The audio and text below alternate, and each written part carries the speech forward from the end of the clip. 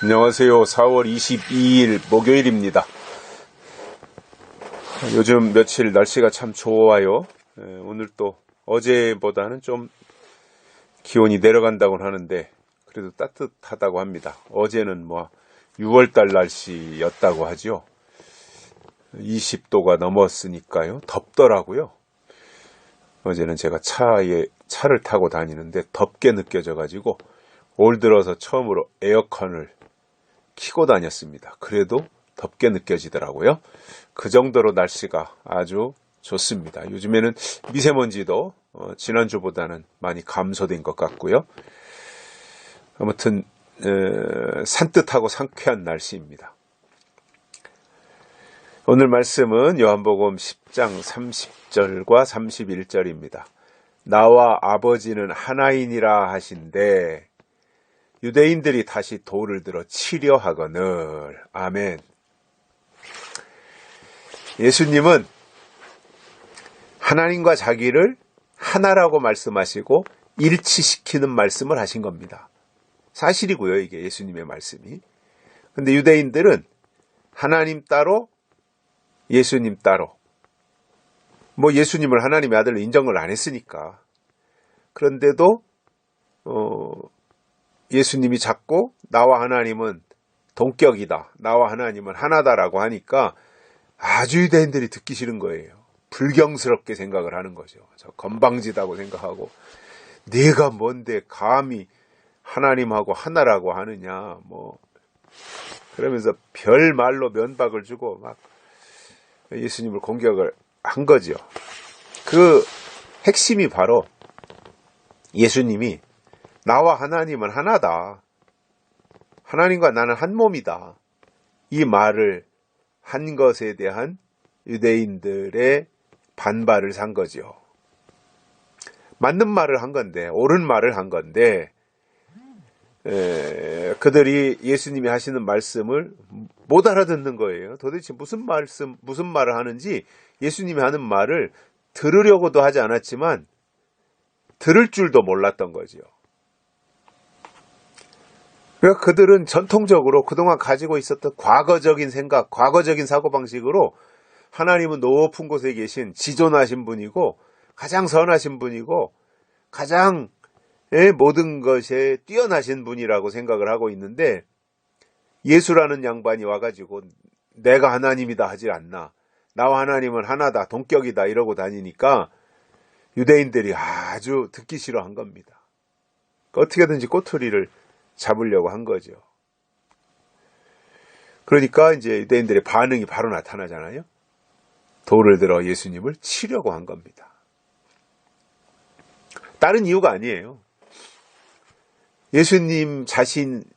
유대인들은 예수님의 존재 자체를 인정하지 않는데 그 예수님이 자기를 하나님과 동격으로 만드니까 그 자체가 유대인들로서는 용납이 안 됐던 거죠. 그래서 33절에 보면 32절에서 예수님이 왜 나를 돌로 치려 하느냐 하니까 유대인들이 33절에서 대답하는 것을 보면 참남떼기 때문에, 네가 참남떼다 이거예요. 감히 너를 하나님하고 비교하느냐? 이거는 참남떼다. 그래서 네가 사람인데 자칭 하나님이다 이렇게 말하는 것과 똑같다는 거예요. 그래서 유대인들은 자꾸 하나님은 지고선이고 최고로 선하신 분이고 저 높은 곳에 계신 분이고 나머지 인간은 다 낮은 곳에서 별스럽지 않은 존재인데 감히 네가 하나님과 동격으로 만든다? 이건 신성모독죄다 이거예요. 그래서 돌을 들어서 치려고 했던 거죠. 그러니까 유대인들은 하나님 따로 사람 따로 분리시켜 놓는 거예요. 근데 예수님은 예수님과 하나님을 일치시키려고 한 겁니다. 동격이다 이거예요. 하나다 이거예요. 그리고 더 나아가서 앞으로 이 말씀을 받은 자는 신이라 하리라. 예수님은 하나님과 사람을 같은 위치에 놓고 말씀하신 성경 구절들이 있잖아요. 그래서 뭐 자유라고 하는 문제도 보면 진리를 알지니 진리가 너희를 자유케 하리라. 그 자유라는 것 자체가 자유, 스스로 있는 분, 하나님이잖아요. 그러니까 자유케 된다는 말 자체도 그 하나님과 일치시킬 수 있는 그러한 표현이기도 하고요. 또 신의 성품이라는 말도 나오고 그리스도의 장성한 분량도 나오고 이 말씀을 받은 자는 신이라 하리라 뭐 이러한 표현들도 볼 때 성경의 궁극적인 가르침을 보면 에덴 동산에서 쫓겨난 사람이 이제 다시금 이 모든 것을 회복해서 다시 복락원으로 신락원에서 복락원으로 올라가서 다시금 잃어버린 하나님의 형상을 되찾는 여기까지 가는 것이 하나님의 계획이고 하나님의 뜻이잖아요. 그래서 하나 되는 거예요. 하나님과 우리가 하나 되는 거예요. 이게 일치되는 거잖아요. 그래서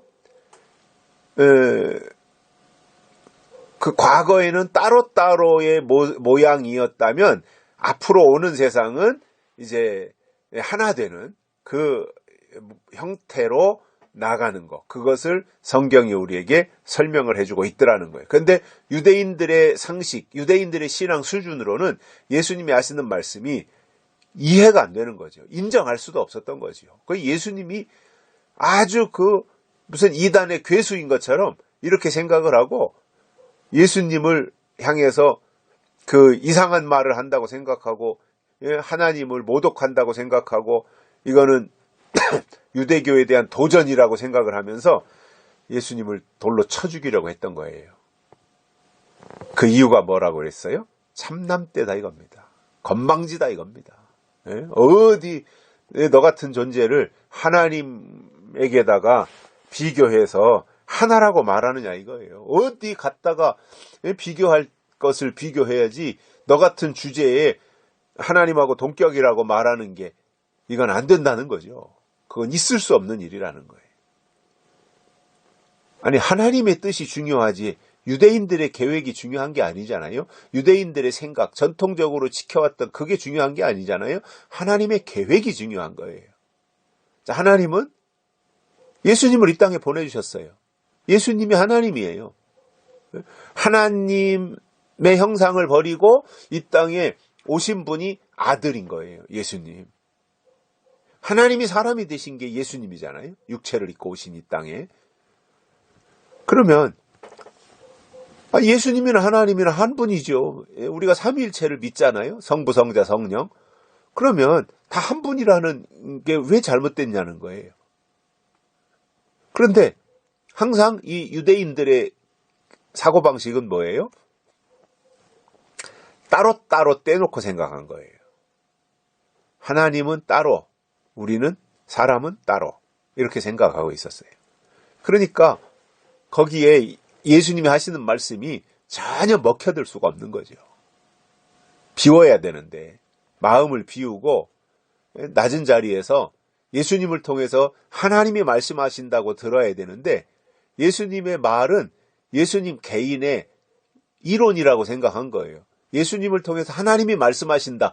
이거를 전혀 생각하지 않았던 거죠. 그러니까 예수님의 말씀하신 거에 대해서 꼬투리를 잡아가지고 지금 공격하려고 하는 거잖아요. 죽일 듯이.